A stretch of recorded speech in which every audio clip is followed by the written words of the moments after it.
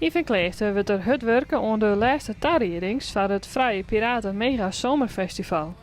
Het feest wordt voor de tweede keer organiseren en alles rent op schema. We zijn begin van de week voortbegonnen met wat we doen kunnen. En wij hebben alles zo vol mogelijk verdeeld door de dagen. Zodat we echt een relaxe planning hebben door de hele week. Je hoort is het licht en geluid. En de toeren die hier op de achtergrond staan, die worden opgebouwd. En jongen met alles test. Dat we echt een test hebben hoe het mooie jongens is maar verenigd zal. Op het festivalterrein is ook een radiostudio maken waar de Vrije Piraten uitzenden. Als je normaal dan over met zengelt, maar ja, we maar direct wel eens even het terrein op, dus het is nu al iedereen met de computer. En dan hebben we plaatjes draaien, de verzoekjes even wat de beeld konden zitten en wat voorlezen. En ja, meestal ben ik wel betrokken, ja, er gaat wel wat om met de reacties, dus we gaan naar de klaaien. Draai voor 1 muntje aan het rad. Altijd prijs! Meestal kun je verwachten dat hier een heel muziekspektakel is met 3 podia.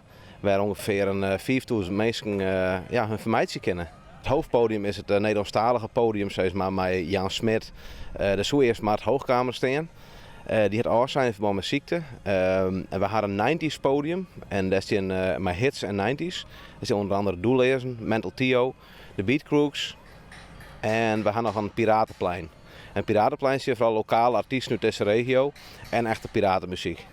Dat maakt Hoogkamer op het laatste moment zei wie al even schakelen. De artiesten die ben natuurlijk volboekt. We hebben bijvoorbeeld even een agenda van Jannes, die zit onkomende zaterdag 3 keer ergens over. Dus om een vervanger te vinden op zo'n kwart termijn, dat wordt heel lastig. Wij scoren in programmering, dat artiesten iets langer jongen op het hoofdpodium en we scoren iets in de verschillende podia. Dat is het voordeel als meerdere artiesten haast op verschillende podia en like DJ's haast is de inzettenkist.